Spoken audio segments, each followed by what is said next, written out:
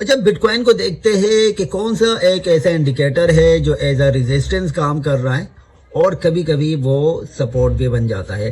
तो वो है हमारे पास 4 ऑल टाइम फ्रेम में 9 मूविंग एवरेज। अगर यहाँ पर आप देखेंगे तो यहाँ पर ये एज अ सपोर्ट काम कर रहा है, फिर यहाँ से जब मार्केट ने इसको ब्रेक किया है यहाँ पर तो एज अ रेजिस्टेंस यहाँ पर काम कर रहा है। तो पूरा आप देख सकते हैं कि ये किस तरह कभी सपोर्ट बन जाता है और कभी रेजिस्टेंस, और सेम इसी लाइन से मार्केट बाउंस होती है। अगर सपोर्ट कर बनाता है या रेजिस्टेंस बनाता है तो इसको काफ़ी रिस्पेक्ट मिल रहा है।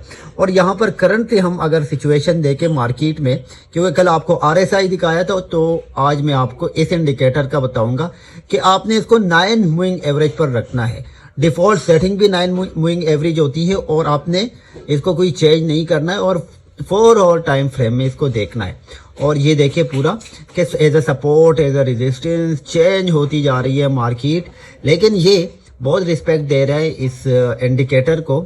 BTC के चार्ट पर अगर आप देखेंगे इसको तो यहाँ पर फाइनली हम यहाँ पर पहुंच गए हैं जहाँ पर मार्केट है। और यहाँ पर आप देख सकते हैं कि अभी जैसे इसने इस सपोर्ट को ब्रेक किया है और ये सपोर्ट था तकरीबन 37,900 के आसपास, जैसे इसको ब्रेक किया है मार्केट नीचे गिरी है 36,753 तक आई है।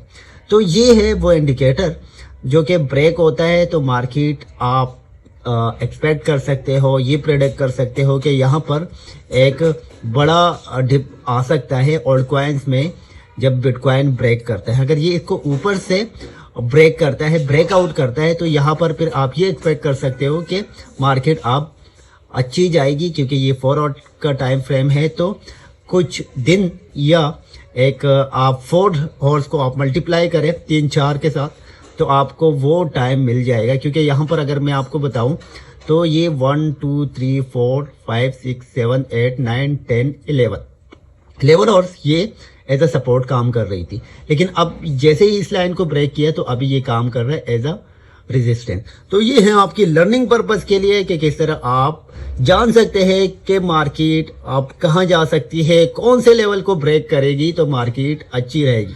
Thank you.